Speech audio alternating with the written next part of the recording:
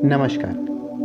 क्या आप जानते हैं कि आज से 2073 वर्ष पहले भारतवर्ष के प्रतापी राजा विक्रमादित्य ने देशवासियों को शकों के आतंक से मुक्त किया था। उसी विजय की स्मृति में चैत्र नवरात्र के पहले दिन से विक्रम संवत का आरंभ हो रहा है। जी हाँ, राष्ट्र के स्वाभिमान और संस्कृति को बचाने वाला पुण्य दिवस हिंदू नववर्ष चैत्र नवरात्र के पहले दिन मनाया जाता है। दक्षिण भारत में इसे उगादि और गुड़ी पाड़वा भी कहा जाता है। साथ ही विक्रम संवत की शुरुआत होती है, जिसे नव संवत्सर भी कहा जाता है। प्राचीन काल में नया संवत चलाने से पहले विजयी राजा को अपने राज्य में रहने वाले सभी लोगों को ऋण मुक्त करना आवश्यक था। राजा विक्रम ने भी इसी परंपरा का पालन करते हुए अपने राज्य में रहने वाले सभी लोगों का कर्ज चुकाया और उसके बाद मालागुण के नाम से नया संवत चलाया। राजा विक्रम ने भारत की सांस्कृतिक परंपराओं को ध्यान में रखते हुए चैत्र शुक्ल प्रतिमा से ही अपने नव संवत्सर की शुरुआत की और तभी से समूचा भारत इस पुण्य तिथि का प्रतिवर्ष अभिवंदन करता है। हालांकि कई विद्वानों का यह भी मानना है कि भारत में विक्रम संवत से पहले लगभग 700 ईस्वी पूर्व हिंदुओं का प्राचीन सप्तर्षि संवत भी चलता था। उसकी मान्यता थी चैत्र शुक्ल प्रतिमा को नववर्ष प्रारंभ होता है और वेदों में लिखित है कि इसी दिन सूर्योदय के साथ आदिशक्ति ने सृष्टि का प्रारंभ किया था। दरअसल भारतीय परंपरा में चक्रवर्ती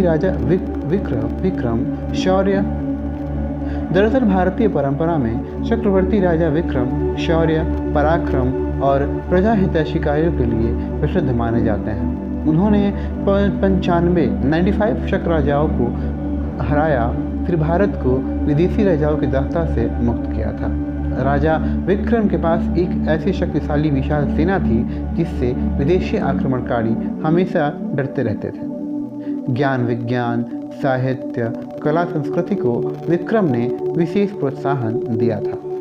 धन्वंतरि जैसे महान वैद्य, वराह मिहिर जैसे महान ज्योतिष और कालिदास जैसे महान साहित्यकार विक्रम की राजसभा के नवरत्नों की शोभा थे। प्रजावत्सल नीतियों के फलस्वरूप ही विक्रमादित्य ने अपने राजकोष से धन देकर दीन दुखियों को साहूकारों के कर्ज से मुक्त किया था। एक चक्रवर्ती सम्राट होने के बाद भी विक्रमादित्य राजसी ऐश्वर्य भोग को त्याग कर भूमि पर शयन करते थे। वे अपने सुख के लिए राजकोष से धन आदि नहीं लिया करते थे। तो दोस्तों, पिछले 2000 वर्षों में अनेक देशी और विदेशी राजाओं ने अपनी साम्राज्यवादी आकांक्षाओं की तुष्टि करने के लिए तथा इस देश को राजनीतिक दृष्टि से पराधीन बनाने के प्रयोजन से अपने सम्मतों को चलाया, किंतु भारत राष्ट्र की सांस्कृतिक पहचान केवल विक्रमिक संवत के साथ ही जुड़ी रही। अंग्रेजी शिक्षा दीक्षा और पश्चिमी संस्कृति के प्रभाव के कारण आज भले ही चारों ओर ईस्विक संवत का यानी कि ईस्विक संवत अंग्रेजी कैलेंडर का बोलबाला हो और भारतीय तिथि मासों की काल गणना से लोग अनभिज्ञ होते जा रहे हों, परंतु वास्तविकता यह भी है कि देश के सांस्कृतिक पर्व, उत्सव तथा राम, कृष्ण, बुद्ध, महावीर, शंकराचार्य, गुरु नानक, महर्षि दयानंद आदि महापुरुषों की जयंतियाँ आज भी भारतीय काल गणना के हिसाब से ही मनाई जाती हैं, ईस्वी संवत के अनुसार नहीं। नामकरण, मुंडन का शुभ मुहूर्त हो या विवाह आदि सामाजिक कार्यों का अनुष्ठान, ये सब भारतीय पंचांग पद्धति के अनुसार ही मनाया जाता है, ईस्वी सन की तिथियों के अनुसार नहीं होता। नया नववर्ष किसी जाति, वर्ग, देश, संप्रदाय का नहीं है, अपितु यह मानव मात्र का नववर्ष है।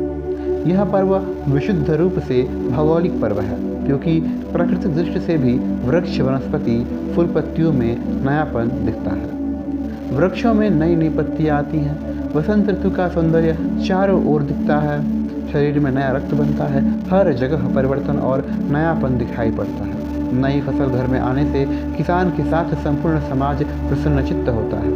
इससे यह पता चलता है कि जनवरी साल का पहला महीना नहीं है, पहला महीना तो चैत्र है, जो लगभग मार्च अप्रैल में पड़ता है। 1 जनवरी में नया जैसा कुछ नहीं होता, किंतु अभी चैत माह में देखिए, नई ऋतु है, नई फसल है, नई पवन है, नई खुशबू, नई चेतना, नया रक्त, नई उमंग, नया संवत्सर, नया माह, नया दिन, हर जगह नवीनता है। यह नवीनता हमें नई ऊर्जा प्रदान करती है। आज एक पूरी पीढ़ी को हिंदू नव वर्ष के महत्व को जानने और समझने की आवश्यकता है। वसंत ऋतु का आरंभ नव वर्ष से ही होता है। चारों ओर उल्लास, उमंग, खुशी और चारों तरफ पुष्पों की सुगंध भर जाती है। यही वह समय होता है जब किसान को अपनी मेहनत का फल मिलता है और नई फसल घर आती है। नक्षत्र शुभ लग्न में होते हैं, मतलब किसी भी कार्य को शुरू करने के लिए यह शुभ मुहूर्त होता है। अतः हमारा हिंदू नववर्ष ऐसे और भी कई कारणों को समेटे हुए है जो इसे विशेष बनाती है। आज की युवा पीढ़ी को चाहिए कि अंग्रेजी नववर्ष न मनाकर हिंदू नववर्ष मनाएं और दूसरों को भी मनाने के लिए प्रेरित करें।